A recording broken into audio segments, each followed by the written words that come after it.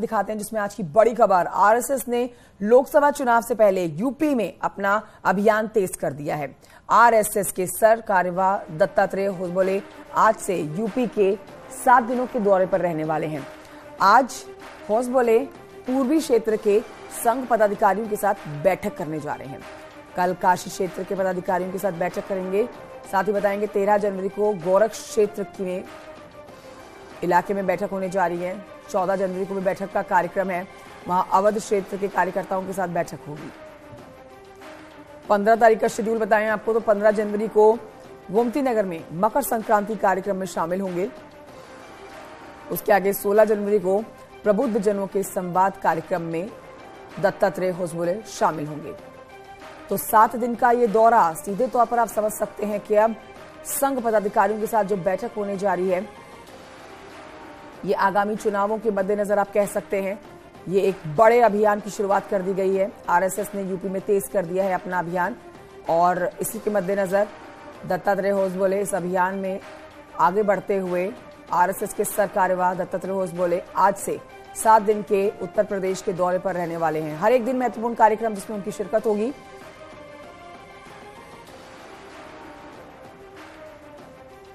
और ये तैयारी आप कह सकते हैं 2024 को लेकर है। महज कुछ ही महीनों का अब समय रह गया है बाकी। ऐसे में हर एक पार्टी ने अपनी कमर कस ली है, लेकिन इसमें राजनीति से हटते हुए आरएसएस भी अपनी तरफ से अब अभियान चलाने जा रही है। संकेत मेरे सहयोगी और जानकारी देंगे इस खबर पर। संकेत, ये बड़ी जानकारी दी जा रही है, दत्तात्रेय होसबोले जो है वो 7 दिन के उत्तर प्रदेश के दौरे पर रहने वाले हैं। ये जो मोर्चा संभाला गया है उत्तर प्रदेश के अंदर, क्या ये 2024 के मद्देनजर है?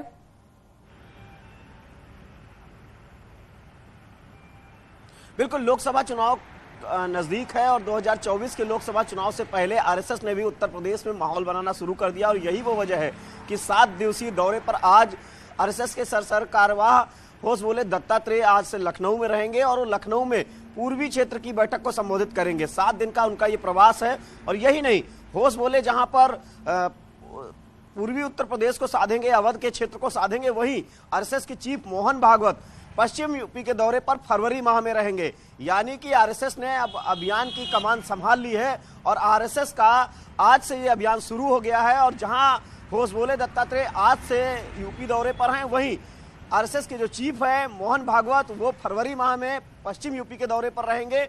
और जो होसबोले दत्तात्रेय का दौरा है वो आज पूर्वी जो उत्तर प्रदेश है उसके जो पूर्वी क्षेत्र की बैठक है उसको संबोधित करेंगे। उसके बाद काशी क्षेत्र की बैठक को संबोधित करेंगे, वो बनारस जाएंगे और वहीं गोरख क्षेत्र गोरखपुर जाएंगे, गोरख क्षेत्र की बैठक को संबोधित करेंगे और उसके बाद लखनऊ में 14 फरवरी को पहुंचेंगे। 14 फरवरी को यहाँ पर गोमती नगर में एक प्रबुद्ध सम्मेलन का कार्यक्रम है, उसमें वो मौजूद रहेंगे और उसमें भी जो प्रबुद्ध समाज से जुड़े हुए लोग हैं उनको संबोधित करेंगे।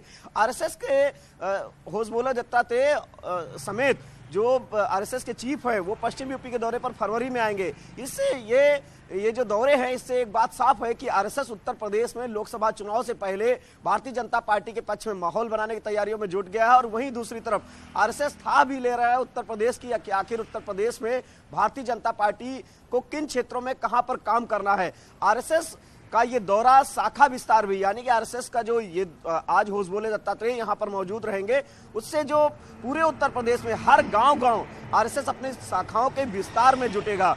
आरएसएस की कोशिश है कि हर गांव में लोकसभा चुनाव से पहले आरएसएस की शाखाएं शुरू हो जाएं, जिससे एक बेहतर माहौल बनाया जा सके। बिल्कुल, तो 2024 लोकसभा चुनाव के लिए हर पार्टी के साथ साथ अब आरएसएस ने भी अपनी तैयारी पक्की कर ली है।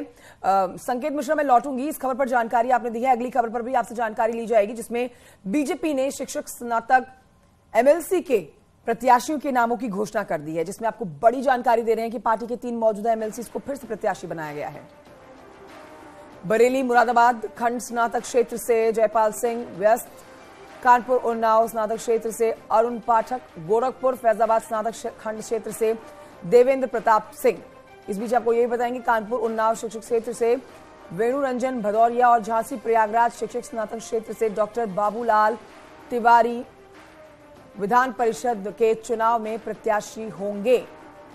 सीधे रुख करेंगे संकेत मिश्रा की तरफ। संकेत, ये बड़ी जानकारी है, बड़ी बात अपने आप में तब मानी जाएगी क्योंकि मौजूदा 3 एमएलसी को ही एक बार फिर से प्रत्याशी बनाया गया है। इसके पीछे की वजह क्या बताई जा रही है?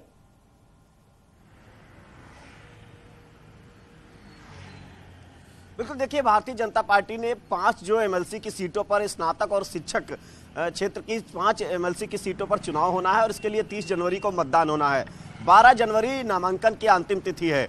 भारतीय जनता पार्टी ने उससे पहले प्रत्याशियों के नामों का ऐलान कर दिया है। इसमें से 3 प्रत्याशी ऐसे हैं जिनको रिपीट किया गया है, जिनको दोबारा मौका दिया गया है। उसमें देवेंद्र प्रताप सिंह है, जयपाल सिंह व्यस्त है, अरुण पाठक हैं। ये 3 ऐसे नाम हैं जिनको दोबारा मौका दिया गया है। वहीं दूसरी तरफ 2 और प्रत्याशियों का नामों का ऐलान भारतीय जनता पार्टी ने किया है।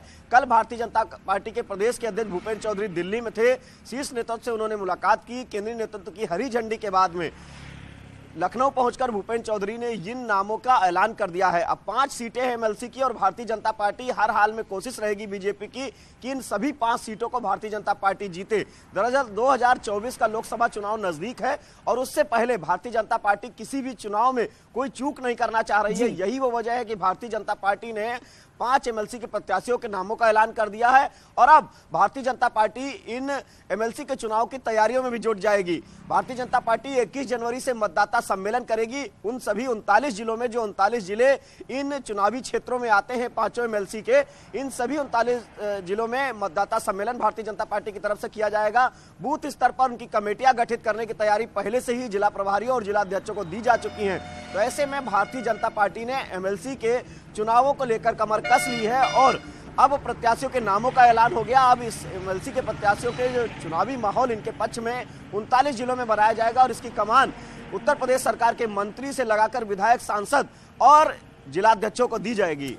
बिल्कुल, तो 2024 लोकसभा चुनाव से पहले हर एक चुनाव को जीतने की तैयारी बीजेपी की है और इसीलिए हर एक फैसले को बहुत ही बारीकी से सोच समझ के लिया जा रहा है। शुक्रिया आपका संकेत जानकारी के लिए। आगे बढ़ते हुए अपने दर्शकों को जानकारी दें कि यूपी बोर्ड को लेकर एक बड़ी खबर है। हाई स्कूल और इंटरमीडिएट के साल 2023 के जो एग्जाम्स हैं उनकी तारीखों की घोषणा कर दी गई है, जिसमें 16 फरवरी से एग्जाम शुरू होंगे। एग्जाम्स की डेट शीट जारी कर दी गई है। हाई स्कूल की जो एग्जाम्स हैं वो 3 मार्च और इंटरमीडिएट की जो परीक्षाएं हैं वो 4 मार्च से चलेंगी। प्रदेश की माध्यमिक शिक्षा राज्य मंत्री गुलाब देवी ने इसकी जानकारी दी है। एग्जाम्स 2 पालियों में होगा। रोजाना सुबह 8 से 11:15 तक, तो वहीं दोपहर को होगा एग्जाम जो वो 2 बजे एग्जाम शुरू होगा और 5:15 तक चलेगा। अब बोर्ड परीक्षा में इस बार कुल मिलाकर उत्तर प्रदेश में 58,67,398 छात्र रजिस्टर्ड हैं।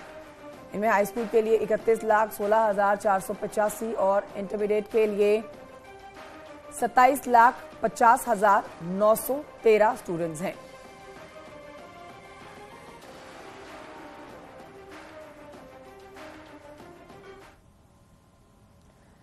और ये बढ़ते हैं आगे, कुछ और खबरें आप तक पहुंचाते हैं। मथुरा से खबर है जहां पर बलदेव पुलिस की उस समय बड़ी सफलता हाथ लग जाती है जब गैंगस्टर एक्ट में चल रहे वांटेड बदमाश से उनकी मुठभेड़ हो जाती है। मुठभेड़ के दौरान पुलिस ने एक बदमाश योगेश, जिसका नाम है उर्फ डंका, ये डंका के नाम से भी जाना जाता है, जिसको गिरफ्तार कर लिया है। मुठभेड़ के दौरान ये गिरफ्तारी हुई है। तस्वीरें आप देख रहे हैं। पुलिस ने उसके पास से अवैध तमंचा कारतूस बरामद किया। पुलिस के मुताबिक पकड़ा गया ये बदमाश, जिसका नाम योगेश है, ये गांजे की तस्करी करता है। गैंगस्टर एक्ट में वांटेड चल रहा था और उसके ऊपर 2 दर्जन से ज्यादा मामले दर्ज हैं।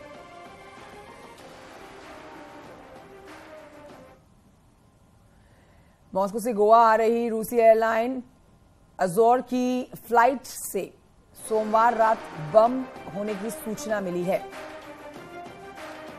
जिस पर आपको बताएं कि गुजरात के जामनगर में इस फ्लाइट की इमरजेंसी लैंडिंग कराई गई है।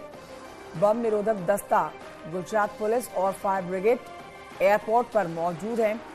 244 यात्रियों और क्रू मेंबर्स इस फ्लाइट से उतार लिए गए हैं। एयरपोर्ट पर इंतजार कर रहे हैं। एनएसजी की एक टीम फ्लाइट की चेकिंग कर रही है। दिल्ली से एनएसजी की एक और टीम जो है वो जामनगर के लिए रवाना हुई है। जांच के बाद एनएसजी की टीम बताएगी कि फ्लाइट उड़ान भरेगी या फिर नहीं।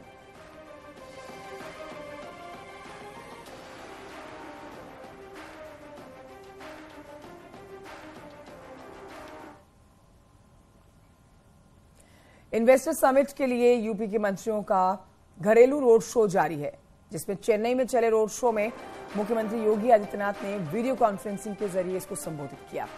चेन्नई के रोड शो में वीडियो कॉन्फ्रेंसिंग से जुड़े मुख्यमंत्री योगी आदित्यनाथ और चेन्नई के रोड में यूपी में 9,000 करोड़ के निवेश का प्रस्ताव मिला है। तो चेन्नई से देखिए यूपी के लिए 9,000 करोड़ का निवेश का प्रस्ताव मिल चुका है।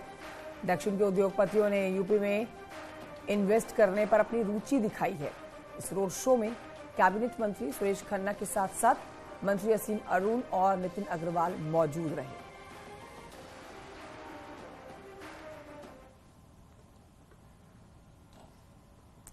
आज की एक महत्वपूर्ण जानकारी आप तक पहुंचा देते हैं, जिसमें लाल किले पर जय हिंद शीर्षक से लाइट एंड साउंड शो का आयोजन किया जाएगा।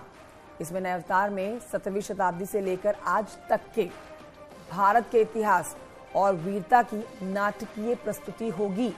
गृह मंत्री अमित शाह इसका उद्घाटन करने जा रहे हैं। 1 घंटे तक चलने वाले लाइट एंड साउंड शो जय हिंद को 3 भागों में बांटा गया है, जिसमें मराठों के उदय, 1857 के स्वतंत्रता संग्राम, भारतीय राष्ट्र सेना के उदय और INA के परीक्षणों के साथ ही भारत के इतिहास के प्रमुख प्रसंगों को जीवंत किया जाएगा। लगभग 5 साल के बाद लाल किले में लाइट एंड साउंड शो नए सिरे से शुरू होने जा रहा है। आजादी का अमृत महोत्सव, जिसमें एक भाग के रूप में भारतीय पुरातत्व सर्वेक्षण ने पहले ही 4 संग्रहालय खोले हैं, जिनमें याद-ए-जलिया संग्रहालय है। 1857 पर संग्रहालय भारत का पहला स्वतंत्रता संग्राम, आजादी के दीवाने और लाल किले में नेताजी सुभाष चंद्र बोस संग्रहालय में शामिल है। अब नया लाइट एंड साउंड शो आज जिसका उद्घाटन करेंगे गृह मंत्री अमित शाह, दर्शकों के बीच में देशभक्ति के गौरव को और मजबूत करेगा।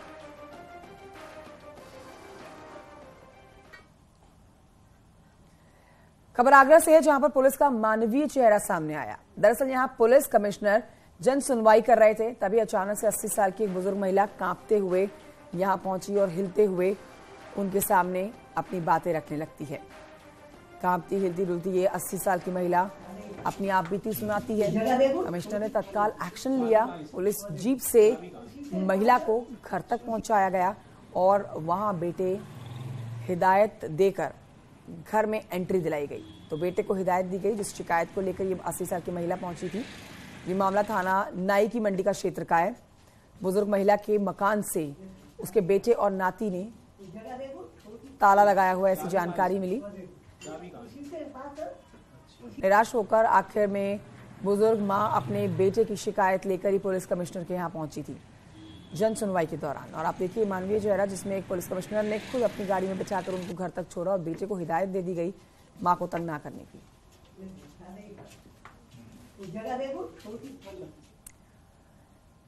अगली खबर बहराइच मेडिकल कॉलेज से है, जहां पर छुट्टा सांड अस्पताल में घूम रहे हैं।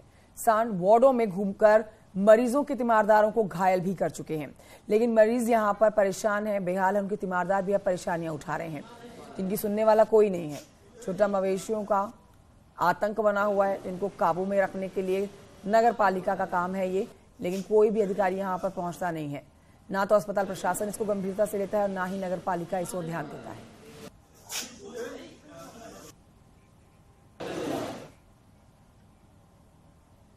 एक छोटे से ब्रेक के लिए रुकना होगा, कहीं मत जाइए, जल्द लौट रहे हैं। आप देख रहे हैं न्यूज़ 18 उत्तर प्रदेश उत्तराखंड।